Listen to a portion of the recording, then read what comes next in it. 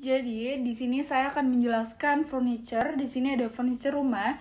Nah, pada umumnya ini furniture ini adalah perlengkapan rumah seperti kursi, meja, lemari, dan yang lainnya.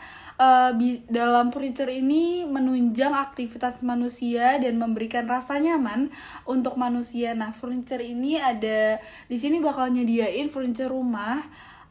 Dan furniture kantor. Pertama ini furniture rumah sendiri ini pada umumnya dimiliki oleh setiap orang. Nah, contohnya itu meja, kursi, dan sofa.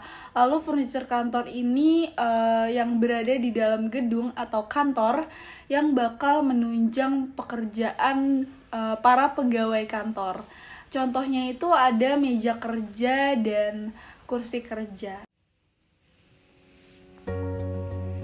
Jadi di sini Savana Furniture ini menyediakan meja kerja seperti yang saya pakai saat ini, dan di sini ada kursi kerja juga. Dan pertama ini meja kerja ini berbahan dasar dari kayu jati yang langsung diproduksi dari Malang, dan bisa dilihat ini sangat kuat sekali, dan kursi kerjanya juga sangat nyaman sekali dan empuk ketika dipakai untuk bekerja atau melakukan kegiatan Zoom meeting atau yang lainnya. Jadi dari Savana Furniture ini bakal ngejelasin gimana sih caranya untuk menginspeksi furniture. Itu pertama itu prosedur furniture ini dibuat dengan tujuan untuk menstandarkan cara inspeksi furniture baik inspektor atau pengecekan sebenarnya apakah sudah sesuai dengan persyaratan dari pelanggan atau buyer yang dibuat untuk kita memiliki rasa kepercayaan dan kepuasan pelanggan tersendiri. Nah, di sini nih cara melakukan inspeksinya, pertama kita bakal cek PO terlebih dahulu dan model, style sebenarnya apakah sudah sesuai juga dengan packing list dan booking form yang sudah sama dengan quantity atau banyaknya total order yang sudah sesuai. Lalu di sini kita ada cek total order quantity untuk mendapatkan sampel yang akan diperiksa dari sampel size.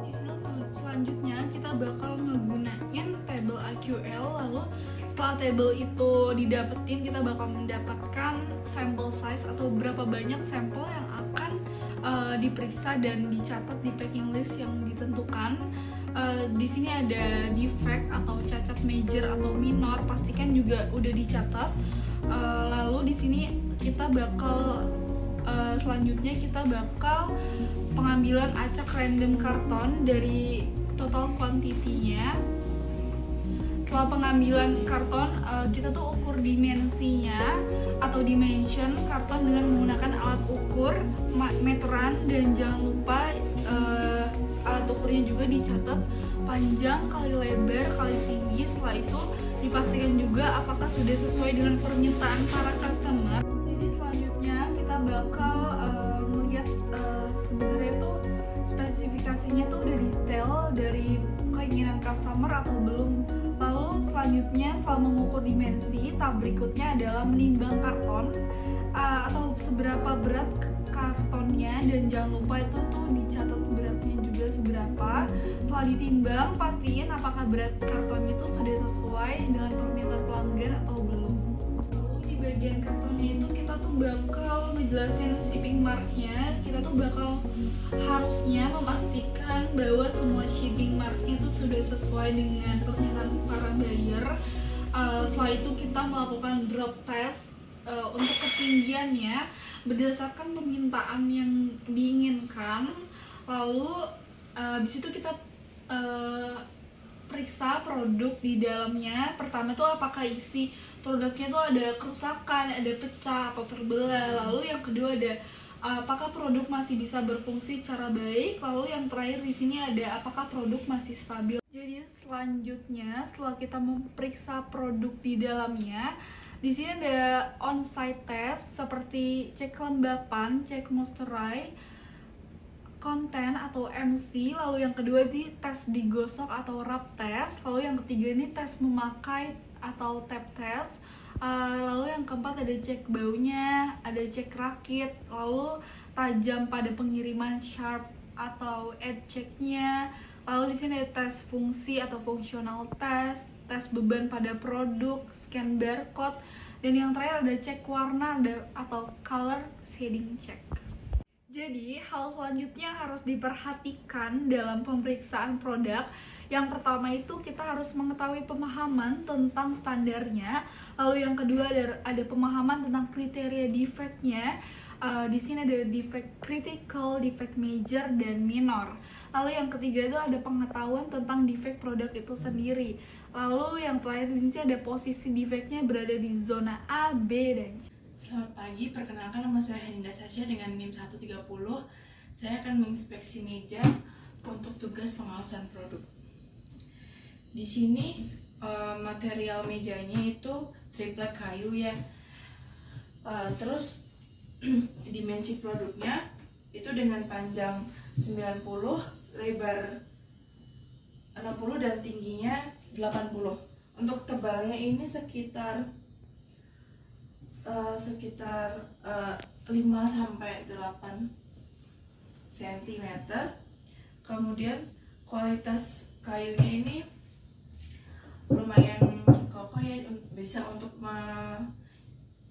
menempati aksesoris yang dibutuhin customer.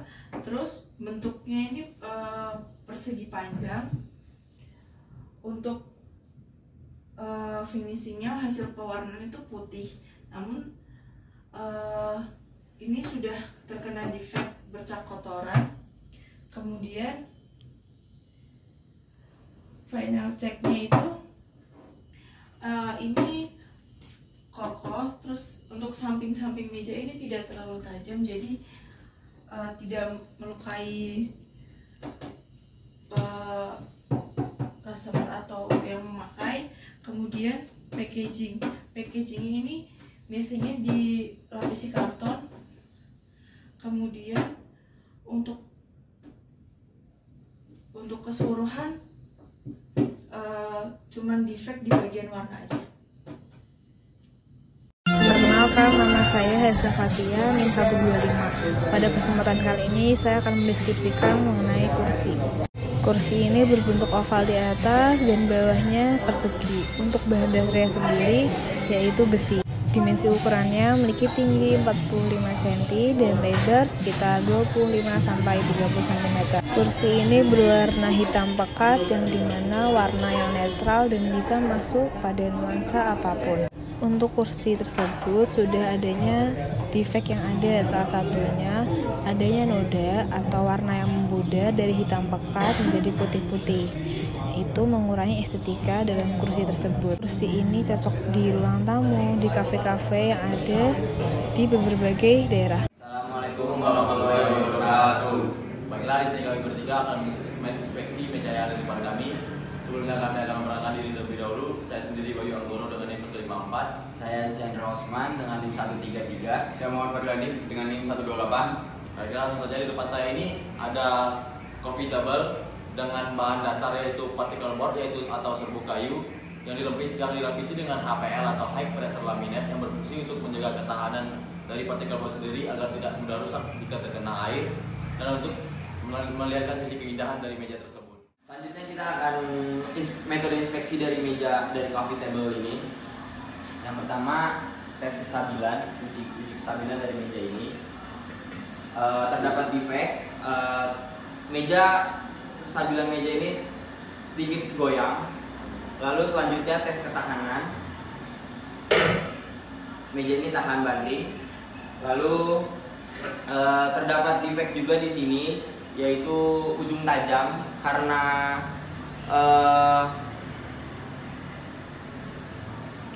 putus pelapis pinggirannya ini. Jadi ini terdapat defect juga di sini.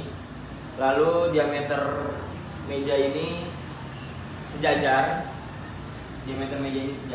Lalu tes kekuatan. Meja ini kuat untuk ditaruh suatu barang. Lalu selanjutnya akan dijelaskan oleh Fahri. Selanjutnya, di sini ada jenis meja hollow yang berfungsi sebagai penopang dari meja ini dengan ukuran panjang yaitu 80 cm dan kemudian ditopang oleh 4 besi kecil di bawahnya dengan masing-masing panjang sekitar 20 cm. Sekian inspeksi dari kami bertiga tentang coffee table. Ada salah dan kurang yang mau dimaafkan. Assalamualaikum warahmatullahi wabarakatuh. Terima kasih. Terima kasih.